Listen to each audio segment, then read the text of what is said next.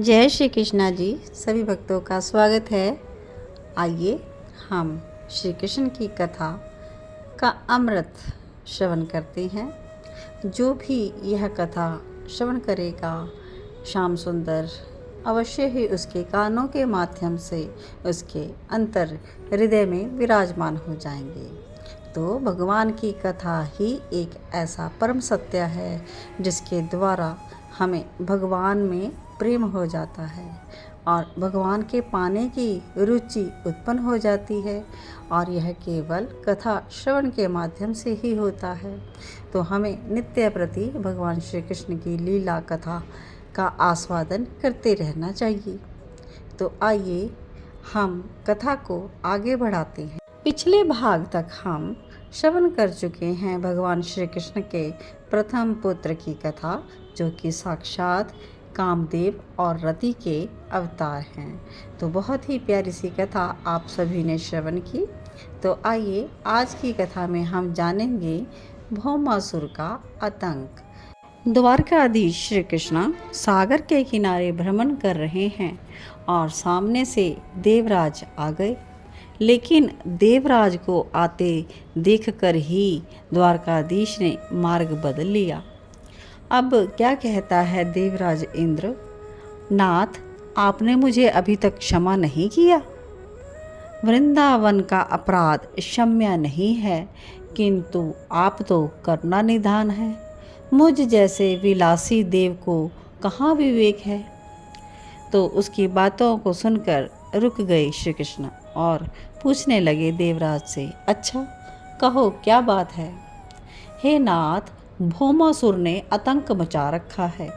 मेरा छत्र, मेरी माता अदिति के कुंडल और तो और देवों का समस्त तेज छीनकर ले गया है। हे केशव, अब हमें डर है कि वह हमारा स्वर्ग भी ना छीन ले। कृपा करो आप, हमारा तो आप ही सहारा हो। दीनहीन सा हुआ देवराज। तो श्री कृष्ण ने देखा और बोले, हम पृथ्वी के राजा हैं, इसलिए हम पृथ्वी का आतंक देखेंगे और इसको मिटाने का प्रयास करेंगे।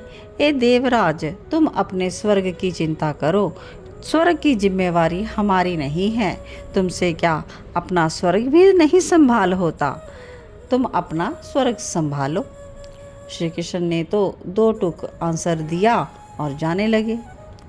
हे नाथ, 16,100 कन्या को उसने कैद कर रखा है, वो भी पृथ्वी में। वो कन्या स्वर्ग की नहीं है, पृथ्वी की हैं, मानवीय राजाओं की कन्याएं हैं, इंद्र ने कहा। तो श्री कृष्ण के कानों में ये बात डाल दी। श्री कृष्ण तो करुणा मूर्ति हैं और चौंक गए। 16,000 कन्या। साथ ही इंद्र ने कह दिया, नाथ 16,100 कन्या। अब तो श्री कृष्ण का हृदय पसीज गया और देखा श्री कृष्ण ने उद्धव की ओर। उस समय उनके नेत्र सजल हो उठे थे। कन्या, और वो भी इतनी संख्या में। पर क्यों, उन कन्याओं को क्यों कैद कर रखा है? इंद्र से पूछा श्री कृष्ण ने। 1,00,000 कन्याओं के साथ वो विवाह करना चाहता है। अभी उसकी संख्या पूरी नहीं हुई, इसलिए सबको पकड़कर कैद में रखे जा रहा है। ओहो, देवराज की बातों से श्री कृष्ण द्रवित हो उठे। कन्या को कष्ट क्यों देना, वो तो दया और प्रेम की पात्र हैं। नाथ, यही तो, और इतना ही नहीं, उन कन्याओं को नाना प्रकार की यातनाओं से गुजारा जाता है उस भौमासुर के यहाँ पर। वह तो बस जीवित हैं। देवराज तो चुप ही नहीं हो रहे थे, आगे बोलते गए। उन कन्याओं का शोषण होता है, भरपेट भोजन की तो छोड़िए, उन्हें जल के लिए भी तड़पाया जाता है। अब तो श्री कृष्ण के नेत्र क्रोध से लाल हो उठे। नारी इस सृष्टि की कोमल संरचना है, उसका आदर होना चाहिए, उसके सम्मान की रक्षा होनी चाहिए। देवराज आप जाओ, अब भौमासुर का अंत निकट आ गया है। श्री कृष्ण ने इतना कहा और देवराज को तो विदा कर दिया। अब श्री कृष्ण ने उद्धव से पूछा, ये भौमासुर कौन है? अब वो तो उद्धव को हंसी आ गई। कहते, आपका ही तो पुत्र है भौमासुर। अरे मेरा पुत्र? कैसे? पृथ्वी का उद्धार करना था, क्योंकि पृथ्वी के बिना सृष्टि रुकेगी कहाँ पर। इसलिए आवश्यक हो गया था नारायण के लिए भी। पर पृथ्वी को तो ले गया हिरण्याक्ष और भी पाताल में। वराह रूप धारण किया नारायण ने और पृथ्वी को अपने दांतों के आगे के भाग में रखा और पीछे हिरण्याक्ष था। निकटता मिली पृथ्वी को नारायण भगवान की तो एक पुत्र जन्मा, उसका नाम था भौमासुर। पीछे आ रहा था हिरण्याक्ष, अब रुक गए और एक मुष्टिक के प्रहार से उसको मार गिराया। पृथ्वी देवी ये सब देख रही थी। नाथ, एक वर दे दो। पृथ्वी देवी ने कहा, अच्छा तुम मेरी अर्धांगिनी हो, क्या वर चाहती हो? नाथ, मेरे इस पुत्र को आप मत मारिएगा। वर यही मांगा था पृथ्वी ने। ये तमोगुनी अवस्था में जन्मा है। हिरण्याक्ष को तुम देख रही थी और वो हमारे पीछे भाग रहा था। हो सकता है ये असुर बने और पूरे त्रिलोक में हाहाकार मचा दे। तब भी नहीं नाथ, जब तक मैं ना कहूँ तब तक आप इसका वध ना करें। वराह भगवान ने लंबी सांस ली। ठीक है, जैसी तुम्हारी इच्छा। भूदेवी बड़ी प्रसन्न हो उठी इस वर से और जाने अनजाने में उन्होंने अपने इस पुत्र को अपने समस्त रहस्य बता दिए थे। पृथ्वी में अनंत रहस्य हैं, उन सबको समेट कर भौमासुर एक अजित असुर बन बैठा। पृथ्वी में ही क्यों, उसने तो स्वर्ग पर भी अपना अधिकार दिखाना प्रारंभ कर दिया था। तो श्री कृष्ण आगे पूछते हैं कि इसका राज्य कहाँ है उद्धव? तब उद्धव ही बताते हैं कि प्रयाग ज्योतिषपुर इसका राज्य है।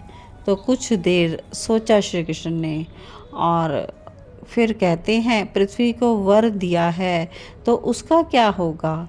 यानी कि वो अपना वर, उसका सोच रहे हैं कि वर तो दे दिया लेकिन कैसे ख़त्म करें। आगे से उद्धव कहते हैं, नाथ, लीला करने में प्रवीण हैं आप और आप अभी भी मेरे सामने लीला ही कर रहे हैं। आप नारायण हैं तो आपकी त्रिशक्ति द्वारिका में विद्यमान है। श्री शक्ति यानी लक्ष्मी जी की अवतार रुक्मणी जी, भूशक्ति यानी पृथ्वी की अवतार सत्यभामा और लीला शक्ति यानी कालिंदी। आप अपने दास को इतनी महिमा क्यों दे रहे हो? हे नाथ, आप सब जानते हैं फिर भी। तो सुनिए, आप सत्यभामा को लेकर जाइए प्रयाग ज्योतिषपुर, क्योंकि वो पृथ्वी की अवतार है। उनको दिखाइए भौमासुर का आतंक। वो वध करने के लिए जब कहें तभी आप उसका वध कर दीजिएगा। अब इतना ही बोला था उद्धव ने, तब तो श्री कृष्ण ने पीठ थपथपा दी उसकी। अरे सखा हो तो उद्धव जैसा, यह कहकर सम्मान बढ़ाया उद्धव का। तो इस प्रकार से आप सभी ने 16,100 जो रानियां थी वो क्यों कैद थी भौमासुर के यहाँ, और भौमासुर कौन था और उसका अववध किस प्रकार से किया जाना था, सभी युक्ति जानी। तो आज की कथा हम यहीं पर विश्राम लेंगे और आगे की कथा में हम जानेंगे कि श्री कृष्ण किस प्रकार से 16,100 कन्याओं को बंदी गृह से मुक्त करते हैं। तो यह बहुत ही प्यारी सी कथा आगे आने वाली है। तो आप सभी वक्त कृष्णा डिवोशन चैनल के साथ जुड़े रहें। आप सभी को जय श्री कृष्णा, जय जय श्री राधे श्याम। सबको मिले वृंदावन धाम।